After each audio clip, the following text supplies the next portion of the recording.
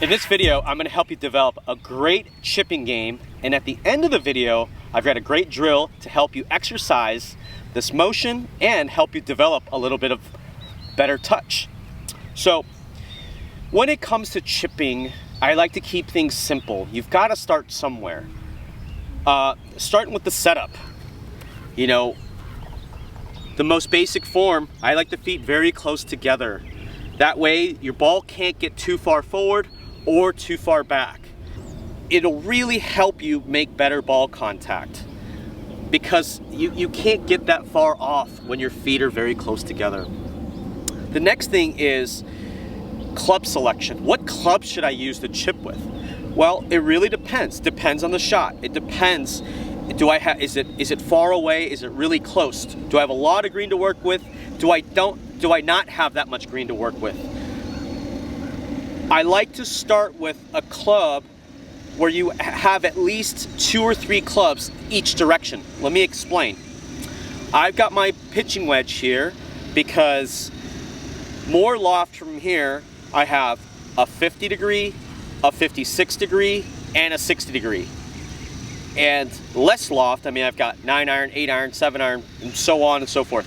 So I don't like to be at the end of this range when I'm trying to develop a chipping game. I don't like to start with the 60. It's got the most amount of loft.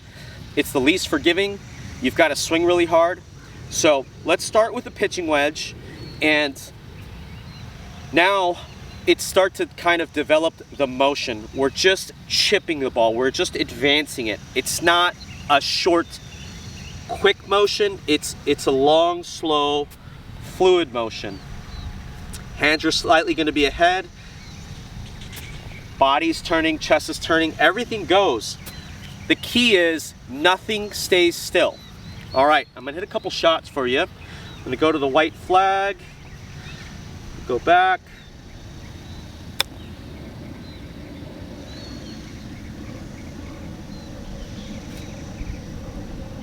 You see that? Why can't I do that more often? Okay, all jokes aside. Think about my pace. Copy the pace of this swing. Really understand. It goes back and through. It's long, it's slow, it's simple. You cannot add too many things to this. Less is more. Feet close together, hands slightly ahead, body is going, body is turning, and you'll understand better ball contact. You'll naturally get better ball contact with your feet close together. You'll naturally start slowing the swing down when you have less loft. So it's not very difficult, but it takes a lot of consistency and practice. So now let's get into a drill. I've shown you the ladder drill before where you get the first ball just on the green, the second ball just past the first, and the third ball past the second, and fourth ball past the third, so on and so forth, where the last ball doesn't get all the way to the hole. But I'm going to give you a little variation to that.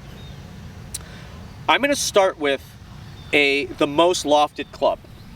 So I'm going to go to my 60 degree wedge, and I'm going to make this motion as similar as possible, and I'm going to hit it just on the green. So first ball, 60 degree wedge, let the club go back, go through, nice and slow, hit it a little bit too far, but that's okay.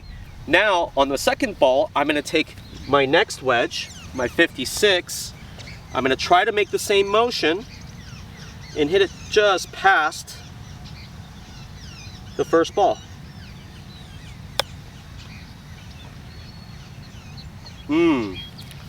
Just short. I'm going to explain to you after why that's okay. I'm going to go to the next club. This one, third ball, it's got to go past the second, first and second. Club go back. There we go. Fourth ball. Go with the pitching wedge. Here we go. It's going to go past the fourth.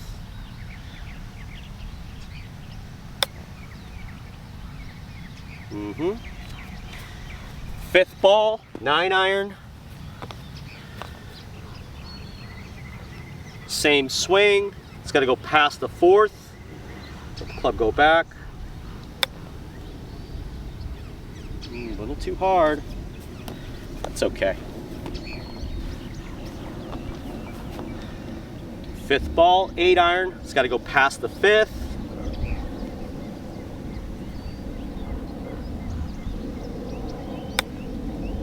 Ooh, that's a good one. Past the fifth, short of the hole.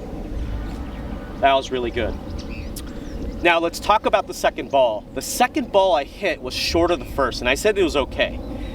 The exercise is to get the second ball past the first, but if you go back and look, I only hit it, I was only off my target by 1.5 feet.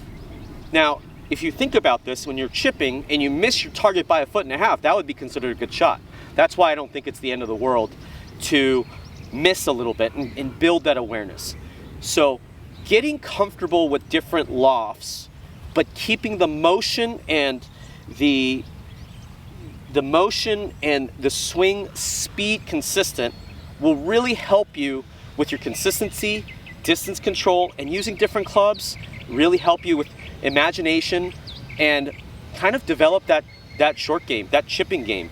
So next time you get to the short game area, give this exercise a try, give this drill a try. It's a lot of fun. Let me know in the comments below what loft wedges you use and what you started using when you first started and what you use now. Thanks for watching this video. We'll see you in the next one.